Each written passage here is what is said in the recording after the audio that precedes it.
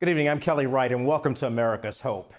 We're glad that you could join us this hour. We have a special presentation, a special guest, who's going to talk about hope for Israel.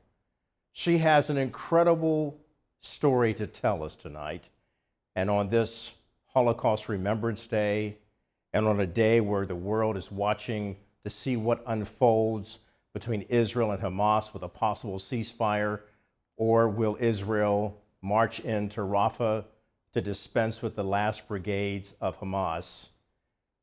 Efrat Machikawa tells us her incredible story about having family members taken hostage on October 7th, 2023. We begin with that interview right now. I'm honored to have our next guest joining me tonight, Efrat Machikawa. She is someone who is very much acquainted with the grief that many hostages' family members have experienced since October 7th, 2023. You have family members who were taken hostage.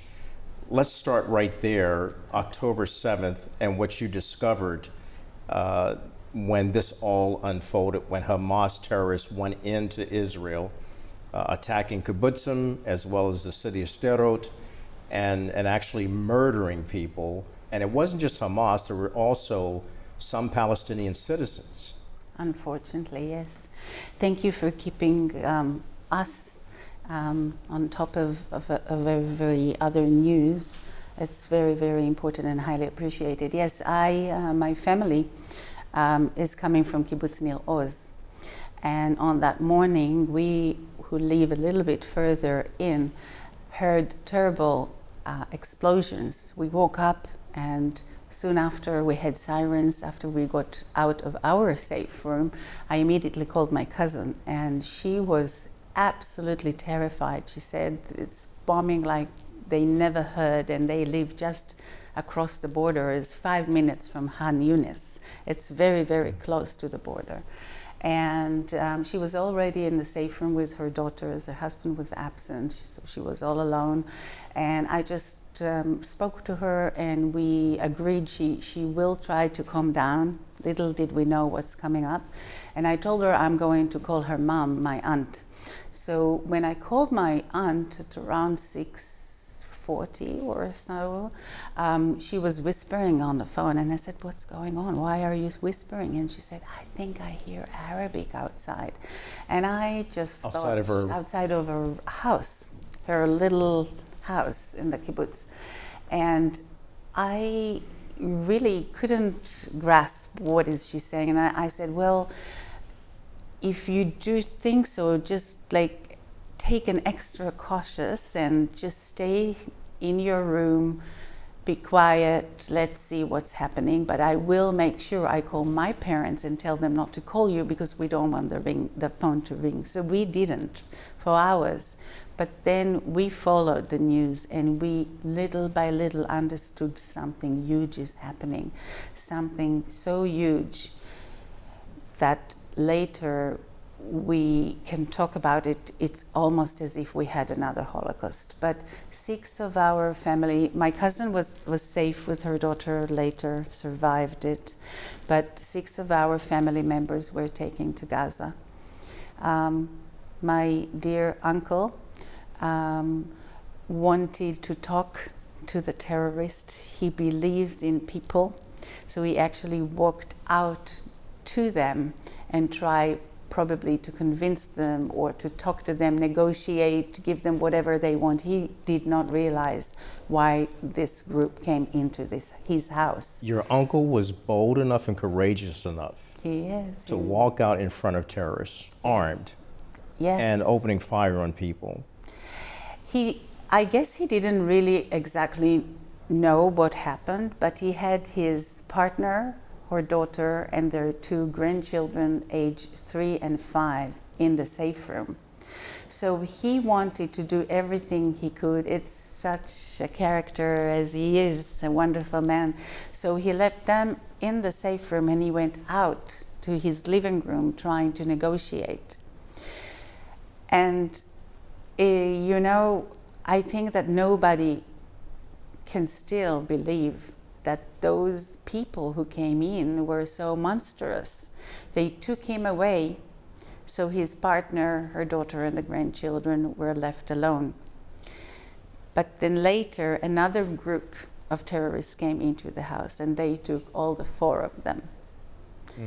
Unfortunately, Efrat Katz was murdered on the way in front of her daughter and the grandchildren. And she's gone. It's very hard to make this closure because still things are so unreal for us. But we did bury her body, unlike many other families who do not have the bodies of their dead beloved ones who were taken, as the terrorists knew Israelis will do everything, even to get a dead body back. The Doron and the daughters came back, and my other aunt, Margalit Moses, came back as well. She was taken away.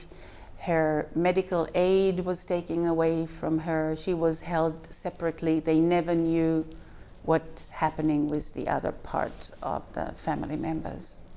So let me get this straight.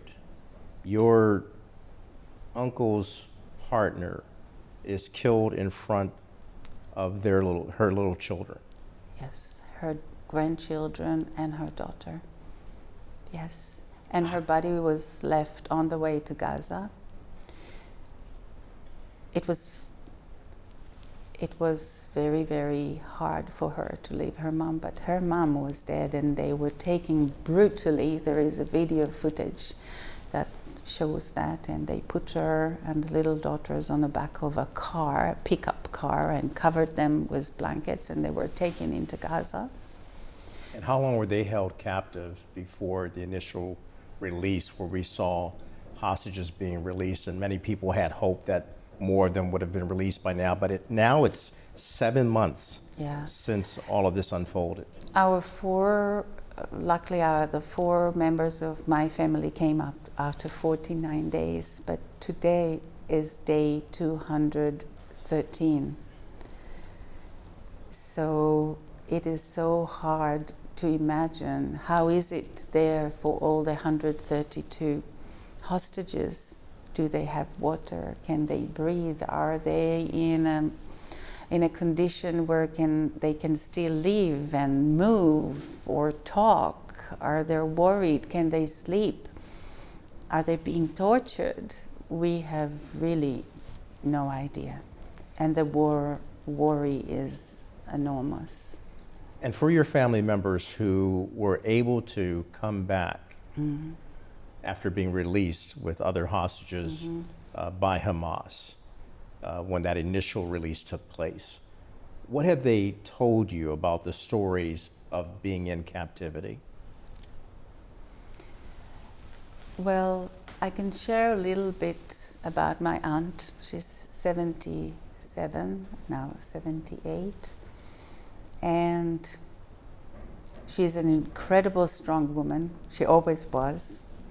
And it's amazing to hear of her courage and leadership as being a hostage. So she was taken away. They grabbed her CPAP, her breathing machine, away from her in one of the tunnels when they went down because they were upset with her. She was too slow. And she told us she couldn't sleep for the whole time. So after a while, one of the terrorists brought a plastic chair and told her, "This is your bed." That was a very special treat she got. So she sat and slept and lived on that chair for 49 days. Hi, everybody. I hope you're enjoying this episode so far of America's Hope. If you'd like to see it in its entirety, just click on the link below. Thanks for watching.